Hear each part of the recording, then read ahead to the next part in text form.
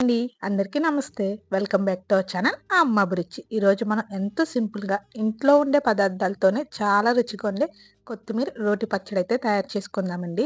వేడి వేడి అన్నంలో నెయ్యి వేసుకొని ఈ పచ్చడిని ఒక్కసారి కలుపుకొని తినండి.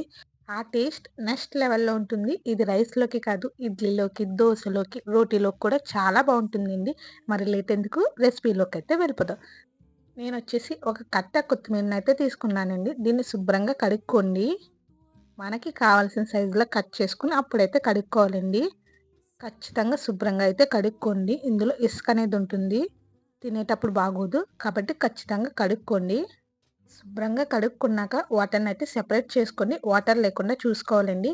ఏదైనా క్లాత్ మీద ఆరబెట్టుకోండి. లేదు కొంచెం టైం ఉంటుంది అంటే గిన్నెలోనే ఆరనివ్వండి. ముందుగా ఈ పచ్చడికి కావాల్సిన పదార్థాలేంటో చూసేద్దామండి. నేనొచ్చేసి 2 పెద్ద టమాటాలని చిన్న ముక్కలుగా కట్ చేసుకున్నానండి. అలాగే 3 స్పూన్లు వేరుశెనగ గుళ్ళనైతే తీసుకున్నాను. స్పూన్లు పచ్చెనపప్పు, 2 స్పూన్లు మినపప్పును కూడా తీసుకున్నానండి. మన స్పైసీకి తగ్గట్టు పచ్చిమిర్చిని, ఎండుమిర్చిని కూడా తీసుకోవాలి. అలాగే ధనియాలను కూడా 1 స్పూన్ ధనియాలు తీసుకున్నానండి. అలాగే 1 స్పూన్ జీలకర్రని కూడా తీసుకున్నాను. ఇప్పుడు స్టవ్ మీద గిన్నె పెట్టి ఆయిల్‌నైతే వేసుకోండి. ఈ పచ్చడికి ఆయిల్ అనేది కొంచెం ఎక్కువే పడుతుంది. నేనొచ్చేసి 2 స్పూన్ల ఆయిల్‌నైతే వేసుకున్నానండి. ఆయిల్ వేడెక్కాక అందులో వేరుశెనగ గుళ్ళనైతే వేసుకోండి. వేరుశెనగ గుళ్ళు కొంచెం క్రిస్పీగా అయ్యేంత వరకు వేగాలండి. వేగాకనే శనగపప్పు, మినపప్పునైతే వేసుకోవాలి. వేగాయి అనుకున్న తర్వాత శనగపప్పును వేసేయండి. అలాగే మినపప్పును కూడా వేసుకోవాలి. ఇందులోనే ధనియాలు, జీలకర్రను కూడా వేసేయండి. ఇవన్నీ వేసేసాక కొంచెం సేపయితే వేగనివ్వాలండి. పప్పులనేవి మరీ ఎక్కువగా మాడిపోకుండా చూసుకోండి. అందుకే మీడియం ఫ్లేమ్ మీదే వేయించుకోవాలి. పోపులనేవి కొంచెం క్రిస్పీగా అయ్యేంత వరకు వేగితే సరిపోతుందండి. అలా వేగాయి అనుకున్న తర్వాత పచ్చిమిర్చి, ఎండుమిర్చిని కూడా వేసుకోండి. అవి వేగాక ఎల్లుల్లిపాయ రెబ్బలను కూడా వేసుకోండి. నేనొచ్చేసి 5 వెల్లుల్లిపాయ రెబ్బలనైతే వేసుకున్నాను. ఆ వీడియో క్లిప్ అయితే మిస్ అయింది. మీరు తప్పకుండా వెల్లుల్లిపాయ రెబ్బలనైతే వేసుకోండి. వేగాయి అనుకున్న తర్వాత వీటన్నిటిని ఒక ప్లేట్‌లోకైతే తీసేసుకోవాలండి. ఖచ్చితంగా పోపులైతే అస్సలు మాడనివ్వకండి. పోపులన్నీ తీసేసుకున్నాక ఆయిల్ సరిపోతుందో లేదో చూసుకోండి. సరిపోకపోతే కొంచెం ఆయిల్‌నైతే వేసుకోండి. నాకైతే ఆయిల్ అయితే సరిపోతుంది. ముందుగా కట్ చేసి పెట్టుకున్న టమాటా ముక్కలనైతే వేసేయండి. టమాటాలనేవి బాగా మెత్తగా అవ్వాలండి. దాని తొక్క ఊడేంత వరకు మగ్గితే సరిపోతుంది. అలా వేగితేనే ఈ పచ్చడికి టేస్ట్ అయితే బావుంటుందండి.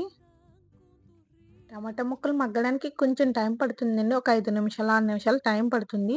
బాగా మగ్గాలండి. మగ్గాక మాత్రమే ముందుగా శుభ్రంగా కడిగి పెట్టుకున్న కొత్తిమీరనైతే వేసేయండి. ఈ పచ్చడికి ఆయిల్ అనేది కొంచెం ఎక్కువ వేసుకోండి. అప్పుడే బావుంటుంది. కొత్తిమీర వేశాక మొత్తం ఒకసారి కలిపేసి మూత పెట్టుకొని మగ్గించుకోండి.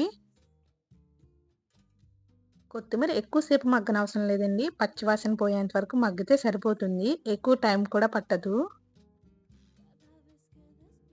కొత్తిమీర కూడా మగ్గాక ఇందులోనే చిన్న నిమ్మ సైజంతా చింతపండుని కూడా వేసుకోండి. పులుపు ఎక్కువ తింటామంటే కొంచెం ఎక్కువ వేసుకోండి బానే ఉంటుంది. అలాగే రుచికి తగ్గట్టు సాల్ట్ కూడా వేసేసి ఒక్కసారి కలిపేసుకోండి.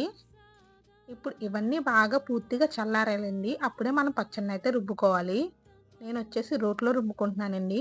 ముందుగానే పోపులనైతే రుబ్బేసుకోవాలి.